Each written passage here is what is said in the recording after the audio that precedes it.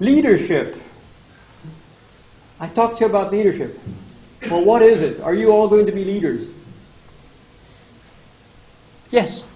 In some way you will be a leader. Maybe a leader of a group of two who are studying together, or a leader in a small team working together, or in a surgery.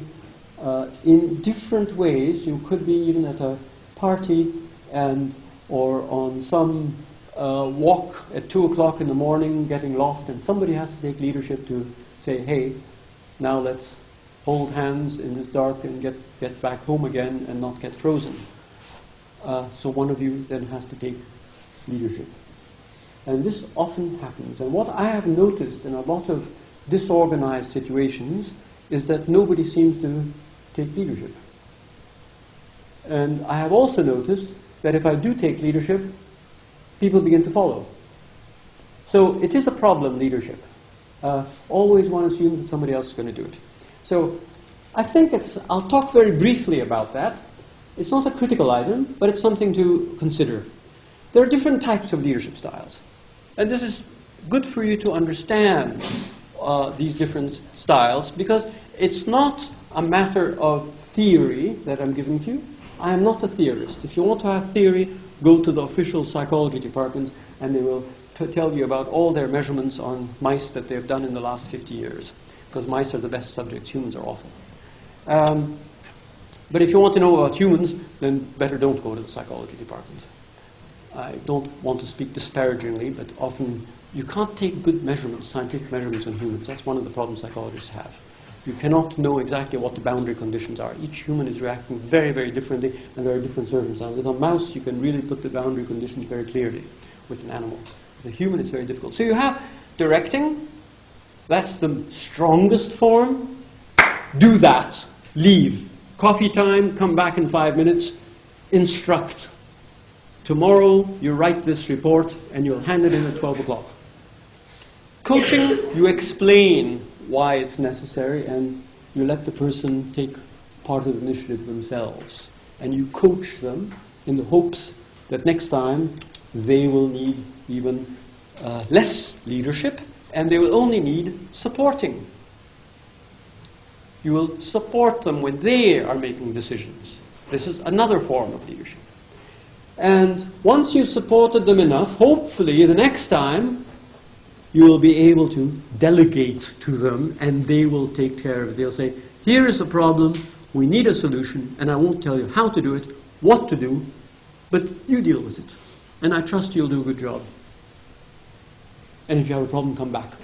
But probably if you have a problem, try to solve it yourself and don't come back to me. Delegating, proper delegate. It's your problem now, it's not mine. You're my deputy, and you sign the paper. You make the decision. You decide whether to operate or not. I'm not going to, don't consult me about it. That is total, from one extreme to the other. All of these are valid forms of working. And they depend upon the readiness level of the persons being led. Yeah? So, if you have a high readiness level, then you need low leadership. If you have a lower readiness level, you need much greater leadership.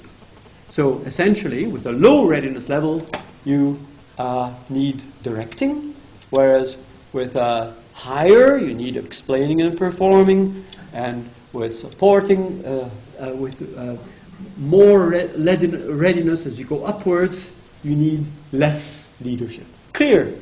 But it's a matter of recognizing the people that you are leading. What is their readiness level of your team members? It could be you have a very experienced team member who is 20 years older than you, but he has very little experience on the subject he's doing. He will need a much more leadership.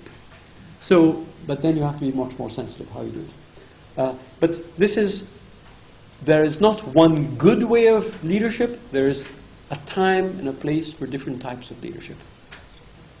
So, what is a readiness level? It's many different ways of saying it. It's how well you are prepared to do something, and how well not only prepared to do it, but it's a certain amount of willingness to do it.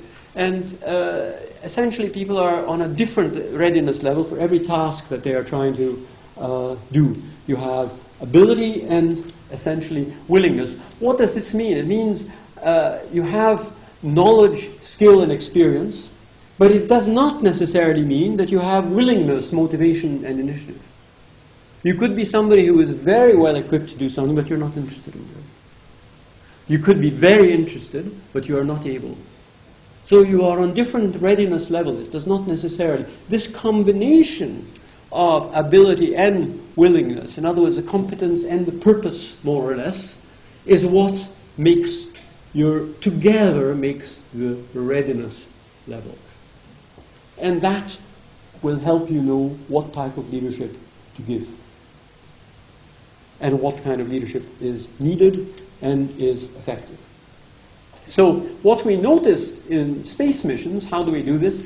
One should really give them some training regarding leadership, because once they're up there, they will have to function by themselves, especially if they're going to be on Mars or settling on another planet. They will certainly have to decide on their own who is going to lead and how it will be done and what kind of leadership will take place.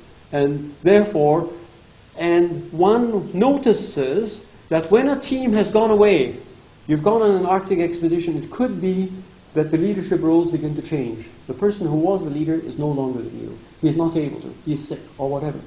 The ship is wrecked. The captain of the ship and the crew land on some islands.